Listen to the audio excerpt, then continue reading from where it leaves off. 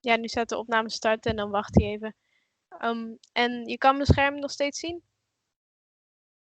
Yes. Alright. Kijken. Weergave instellingen. Welke was het ook alweer? Deze? Ja, oké. Okay. This is my presentation about the garlic, specifically in art. First, an introduction. I would like to start by emphasizing this quote. Garlic is such a humble fare. Velasquez puts it in the foreground of his paintings to emphasize the humility and ordinariness of the kitchen scene. Garlic, eggs, and fish form the foreground here of Spanish Baroque naturalism. This is a quote by Maura Collin, author of the art blog Material Brittany. She helped a lot with this presentation. She had a lot of information about garlics in art, and from what I could see, she has some history in art history, but does other work on the side. So many thanks to her. Let's start out with some history because the garlic is actually pretty old.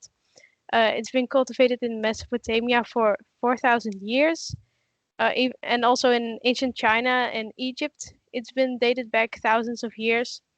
It was consumed by Greek and Roman soldiers, sailors, and even by African peasantry. Garlic was placed by the ancient Greeks on piles of stones at crossroads as a supper for Hecate, who is a goddess of Greek and Egyptian origin, who was associated with entranceways, night, light, magic, witchcraft, knowledge of herbs and poisonous plants, ghosts, necromancy, and sorcery.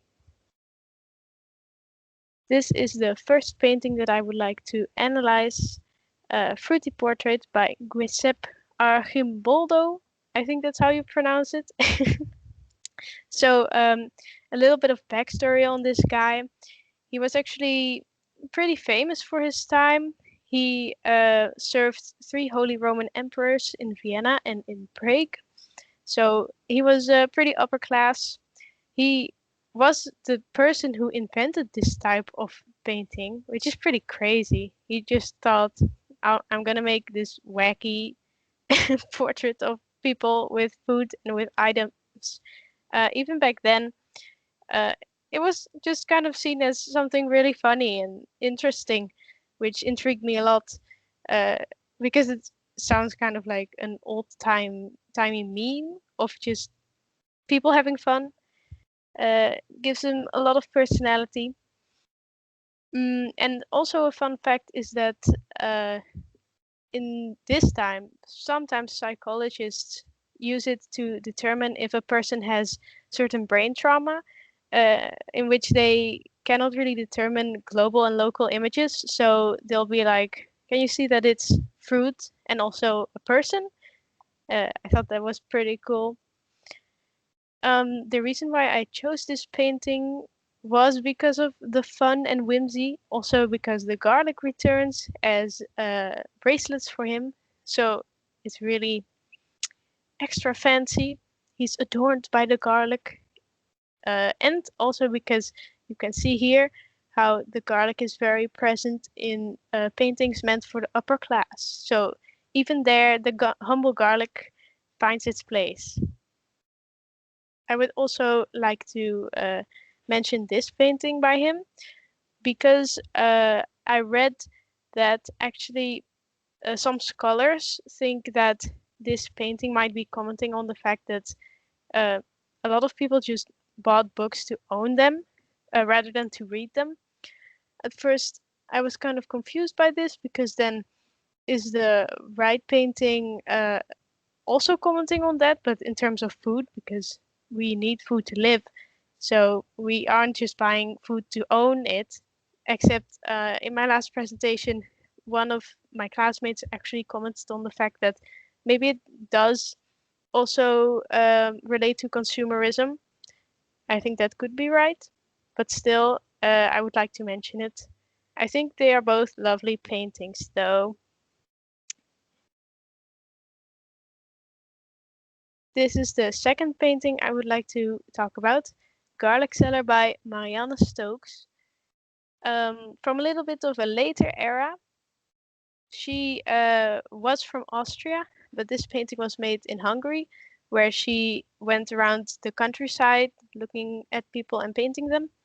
Mm, in her case, I actually like all her other paintings a lot better, and I think many people agree with me because on this specific painting of hers, I couldn't find that much. Whereas on other paintings, there was more information. Like, for example, I could not find what material she used. I just expected it to be oil, but I'm not sure.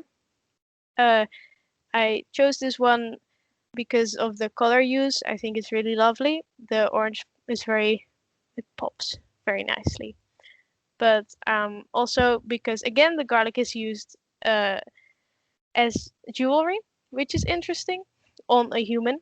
And in this case, it's not a rich person, but it's middle class, because Hungary, in Austria-Hungary in that time, it was like poor, but in comparison to the rest of Europe, it was doing pretty well.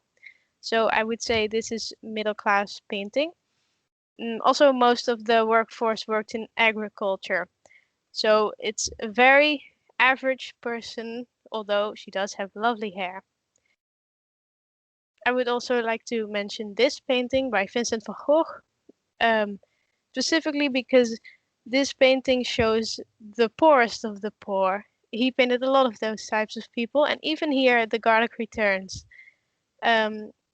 This is also something that Maura Collin, the author of the blog, commented on. She said you can specifically see this is a quote-unquote poor man's painting because of the fish. They look very leathery. They don't look very appetizing, kind of like the worst fish you could find.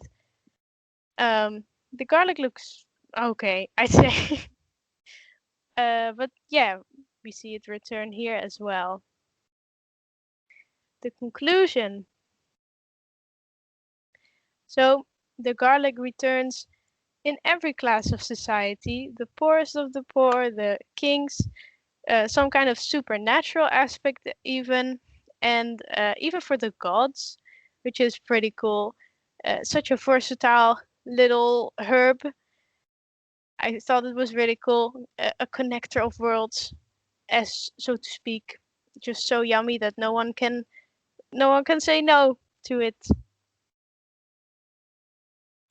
Lastly, I'd like to mention this painting, which I just put in here because as the other students were showing their stuff, I thought that maybe my paintings wouldn't really count because it was mostly humans. So I chose this one. I also chose this before I went with the whole human theme because I love the colors, and if you close your eyes, it looks little bit like fireworks, which I think is really cute. So lovely painting right here. But that is my presentation. Thank you very much. If there are any questions, I will be taking them now.